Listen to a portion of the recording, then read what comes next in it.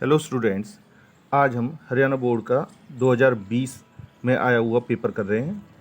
इसमें जो first question आया था, इस फर्स्ट क्वेश्चन में हमारे पास था f x equal to x cube.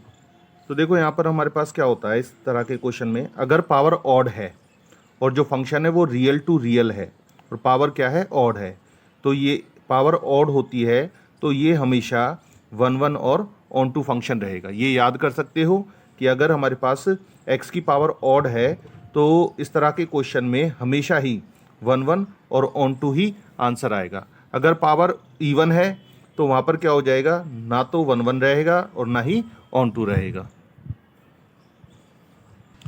अब हमारे पास जो सेकंड क्वेश्चन है, इसमें हमें बताना है principal value of tan inverse x। तो इसकी तो ये वैल्यू हमें याद करनी पड़ेगी, -π/2 से +π/2 और दोनों तरफ ओपन ब्रैकेट आएगी, ये हमें याद करना होगा। क्वेश्चन नंबर थर्ड में हमें x की वैल्यू निकालनी है। तो देखो ये सिंपल सा क्वेश्चन है, अगर हम इनको ऐड कर दें तो y से y कैंसिल हो जाएगा और x ऐड होकर आ जाएगा 2x इज इक्वल टू, इधर भी हम ऐड कर देते हैं 5 + 3 ये हो जाएगा 8, 2 + 6 ये भी 8 हो जाएगा, 0 - 2 -2 होगा, 9 + 1 ये हो जाएगा हमारे पास 10। और x की वैल्यू निकालने के लिए देखो यहाँ लिखा हुआ था 2x, तो हम क्या करेंगे, 2 से इसको डिवाइड कर देंगे, ये आएगा 4, इसको भी 2 से डिवाइड करेंगे 4, ये आएगा -1 और ये हो जाएगा 5। क्वेश्चन नंबर 4 हमारे पास डिटर्मिनेंट का क्वेश्चन है। इसके अंदर देखो सिंपल सा हमें x की वैल्यू निकालनी है। किस तरह से निकलती है ये हमें आता है कि डिटर्मिनेंट किस तरह से निकलता है, 2 की 1 से मल्टीप्लाई करेंगे, ये आएगा 2 और माइनस का हमारे पास आ जाएगा 20 इज इक्वल टू में हमारे पास है, इधर करेंगे सॉल्व तो ये आएगा 2x² -24। अब इसमें ये आ जाएगा -18 इज इक्वल टू 2x² -24।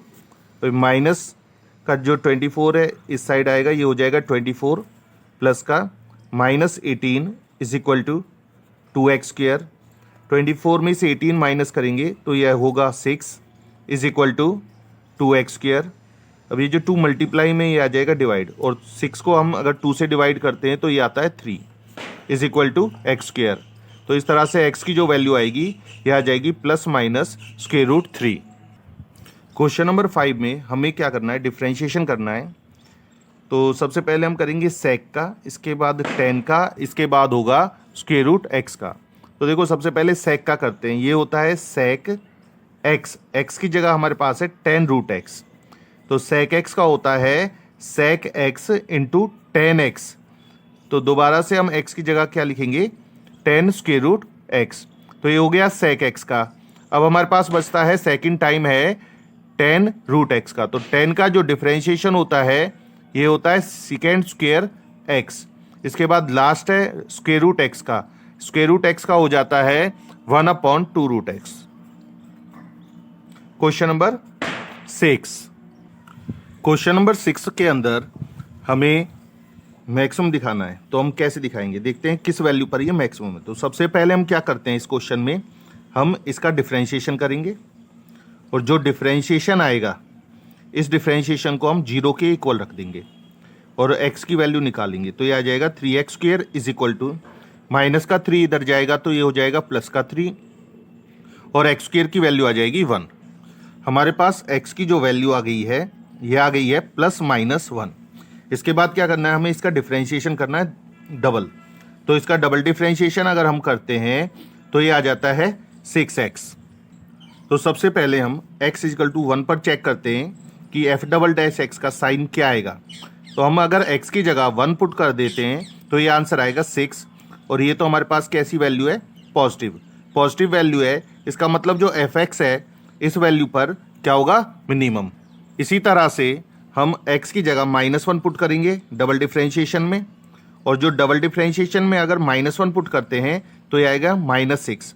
क्योंकि ये नेगेटिव आ रहा है तो इसलिए जो fx है वो क्या होगा, मैक्सिमम होगा x की वैल्यू 1 पर। तो हमारा जो आंसर आएगा x की वैल्यू -1 पर, तो हमारा जो आंसर आएगा वो आएगा x = -1।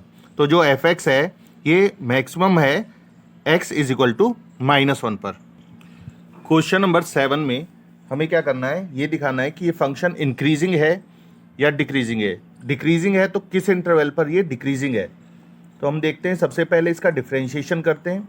लॉग साइन एक्स का होता है 1/sin x, और साइन एक्स का जो डिफरेंशिएशन होता है ये होता है कॉस एक्स। तो हमारे पास cos X upon sine X ये बन जाएगा कॉट एक्स।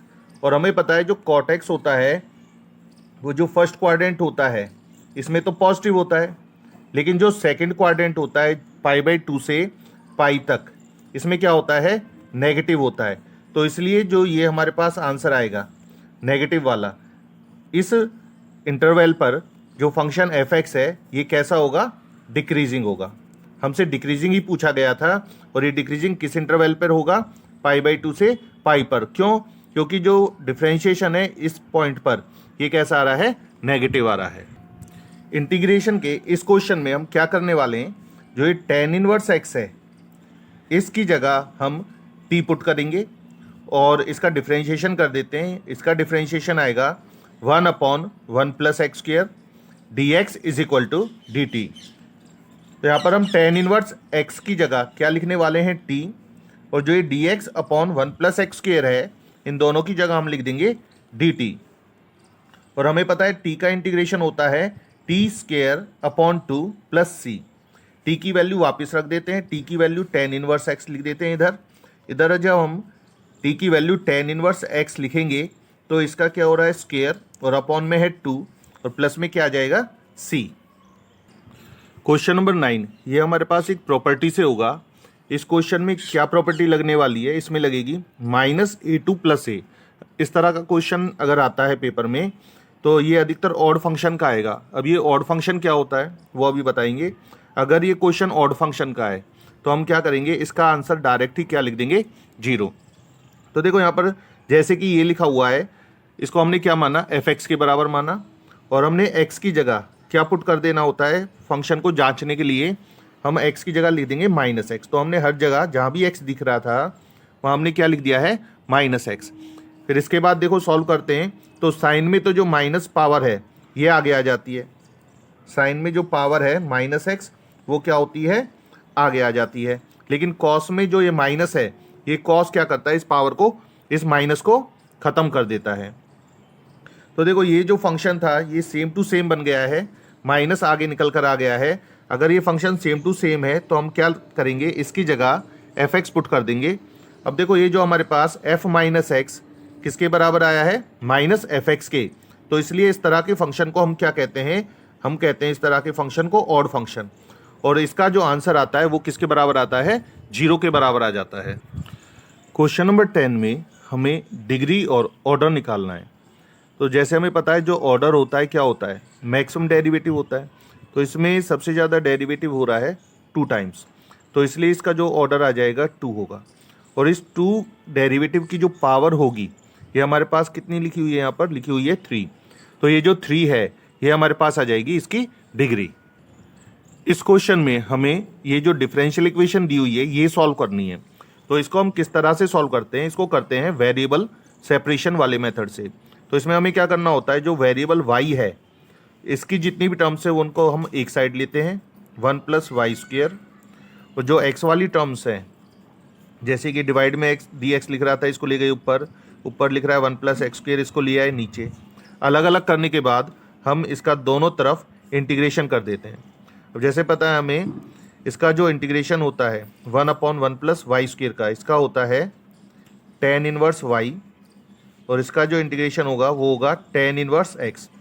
प्लस में हमें लगाना होता है c, लेकिन हम c की जगह इधर लगाएंगे tan इनवर्स c।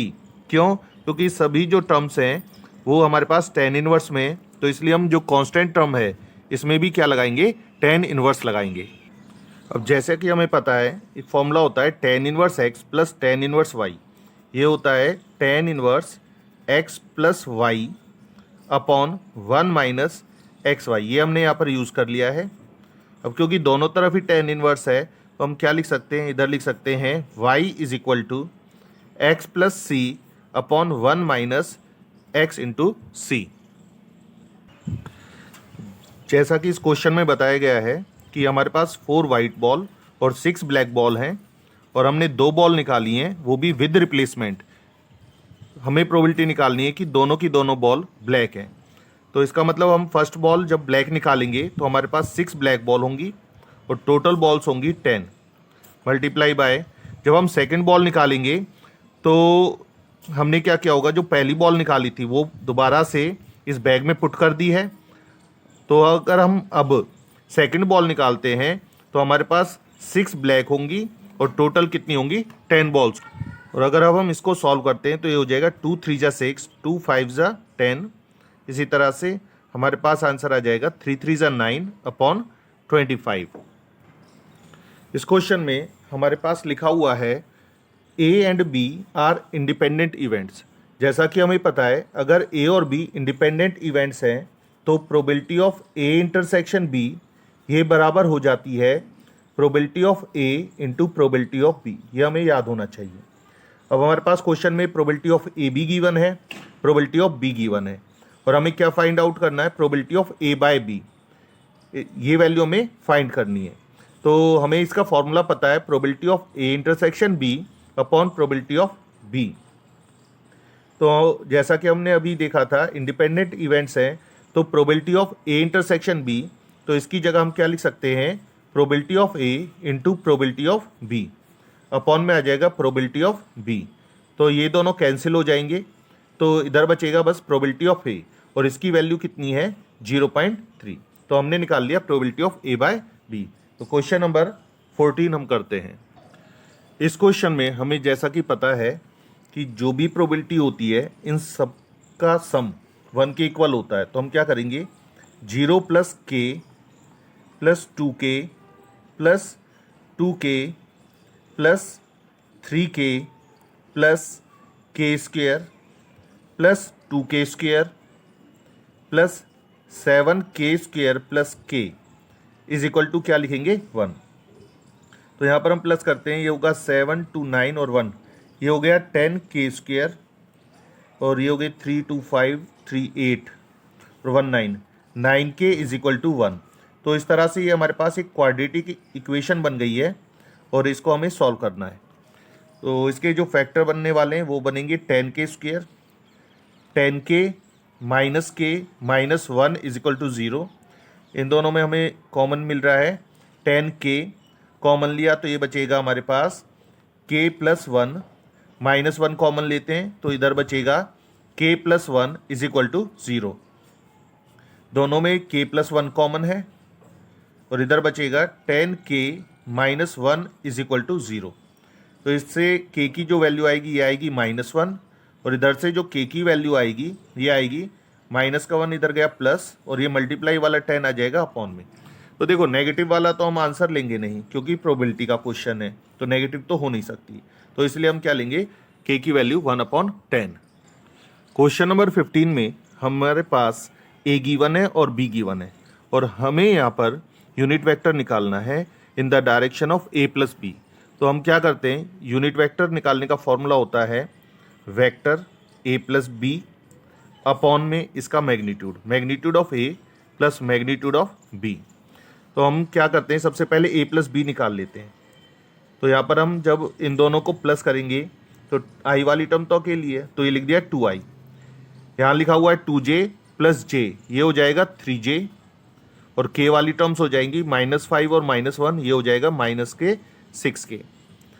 और दूसरा हमें क्या करना है, पहला तो हम क्या करते हैं इसकी वैल्यू पुट कर देते हैं, ये हो जाएगा हमारे पास 2i plus 3j minus 6k, और इसका अगर हमें मैग्नीट्यूड निकालना है तो हम लिखेंगे i का जो कोएफिशिएंट है 2, इसका स्क्वायर हो जाएगा 4, 3 का स्क्वायर हो जाएगा 9, और ये 6 का स्क्वायर हो जाएगा 36। तो ये हमारे पास आंसर आ जाएगा 2i plus 3j minus 6k। और जैसा कि हम देख रहे हैं नीचे अगर हम इनको प्लस करते हैं तो ये आता है 49, और 49 का स्क्वायर रूट कितना होता है 7। क्वेश्चन नंबर 16, ये लास्ट क्वेश्चन है। इस क्वेश्चन में हमारे पास क्या लिखा हुआ है, क्वेश्चन के अंदर लिखा हुआ है एक तो पासिंग पॉइंट गिवन है, और इस पासिंग पॉइंट को हम मानते हैं वेक्टर a, और जो दूसरा दे रखा है कि जो लाइन है वो किस डायरेक्शन में है, वो इस डायरेक्शन में, इसको हमने क्या माना वेक्टर b। और हमें पता है जो इक्वेशन ऑफ लाइन होती है ये होती है vector r is equal to vector A plus lambda vector B. तो हम क्या करने वाले हैं, सबसे पहले वेक्टर ए की वैल्यू लिख देते हैं इधर। ये हो जाएगा i plus 2j plus 3k plus lambda vector B की वैल्यू हमारे पास है 3i plus 2j minus 2k। तो ये हमने 16 क्वेश्चन कंप्लीट कर लिए हैं। आशा करते हैं कि आपको सारे के सारे समझ आए होंगे।